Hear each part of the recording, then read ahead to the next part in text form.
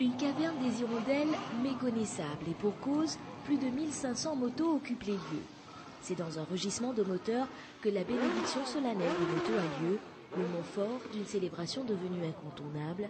Comme chaque année, ils sont venus des quatre coins de l'île, motards, bikers, scooteristes, pilotes de quad. Ils sont tous venus chercher la protection divine. Je me sens plus protégée. C'est un grand rassemblement des motards, une fois pour voir tout le monde aussi. Et puis pour avoir l'occasion de faire bénir sa moto aussi. Tous les ans. Voilà, donc c'est un petit peu un pas vers l'avant. Il y a croyance, d'accord, ça c'est la foi. Et puis une superstition en se disant que si la moto a été bénie ainsi que son pilote, eh ben, rien ne pourra lui arriver sur la route. Avec la bénédiction, le souvenir est l'autre point fort de cette messe annuelle. Une rose en main, les motards ont rendu hommage aux pilotes de 2 roues disparus.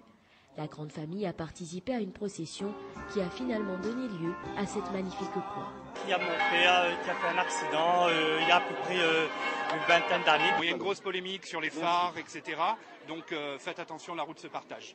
Sur le parvis de l'église de Saint-Joseph, entre 4 et 5 000 personnes suivent avec attention l'homélie de Monseigneur Gilbert Aubry. Cette messe des motards coïncide cette année avec le dimanche des rameaux. C'est aussi la fin du carême. Et votre rassemblement vous fait rentrer dans la semaine sainte. L'occasion pour l'évêque de saluer le pèlerinage effectué par les motards. Les motards ont un sens, je dirais, de la solidarité, de la fraternité. Et je souhaite que partout où ils vont en pèlerinage, et qu'ils soient avec cet esprit d'amour et de fraternité pour s'entraider. La célébration de 2 heures terminée, chacun a repris la route avec le sentiment du devoir accompli. La bénédiction obtenue, les motards garderont certainement en tête que la prudence reste de mise. Rendez-vous est déjà pris pour 2010, toujours à Saint-Joseph.